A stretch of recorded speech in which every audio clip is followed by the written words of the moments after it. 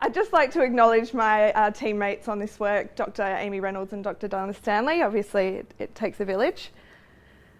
So there are around 1.4 million shift workers in Australia. These are the individuals that we trust to deliver our healthcare, our babies, and to put out our fires. But shift work causes a circadian mismatch. So shift workers can only be awake when their body wants them to be asleep, and in turn they only get to sleep when their body wants them to be awake. The result is chronic long-term sleep loss.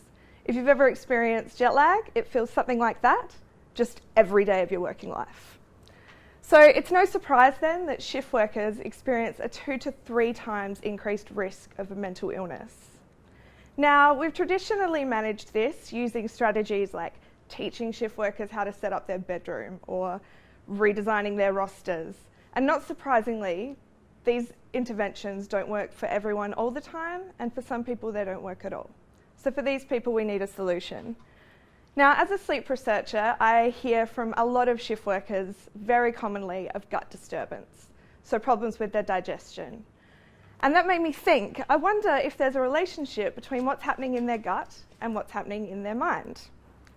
The gut is the gastrointestinal tract. That's the tube that food goes in and sometime later comes out. It includes the small intestine, the large intestine, and the colon. But what we're most interested in is the microbiome. That's just a fancy science way of talking about gut bacteria. And those are the literally trillions of tiny creatures that line your gut. They look something like this, and they help determine multiple health outcomes.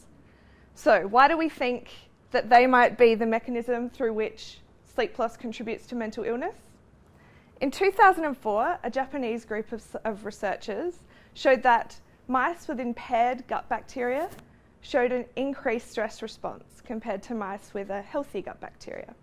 These same researchers went on and introduced negative bacteria to the guts of healthy mice, and found they could induce symptoms of depression, anxiety, and even autism. So remember that story, because we'll come back to that later. We now know that the gut communicates to the brain via the enteric nervous system, which is just the brain that lives in the lining of the gut with those creatures, and talks to the brain using the vagus nerve, which is like a phone line that runs between the two. Importantly, sleep loss leads to an increase in cortisol, the stress hormone. Cortisol is one of the greatest threats to gut health. So it seems like a natural progression to assume that this is the mechanism, but for some reason no one's tested it yet, lucky for me. Using funding provided by the Freemasons Foundation, we'll be testing 6 healthy normal sleepers in our light, sound and temperature controlled sleep laboratory. Participants will experience 64 hours of sleep loss, which is just a way of experimentally inducing the kind of sleep loss that we see in the real world.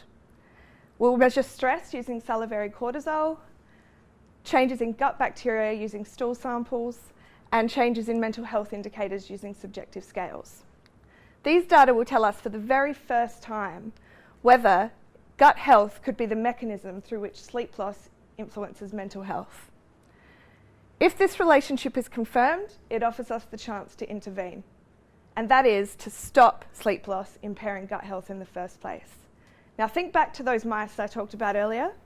By introducing positive bacteria back to the biome of those mice, they're able to reverse the signs of anxiety, depression, and even autism. Using a pro-gut intervention, for example a probiotic, represents a cheap, easy, safe, and drug-free way to potentially mitigate the negative mental health experienced by shift workers and by anyone who experiences sleep loss, and to ensure that we keep Australia's shift workers happy, healthy and safe so they can serve us when we can't help ourselves. Thank you.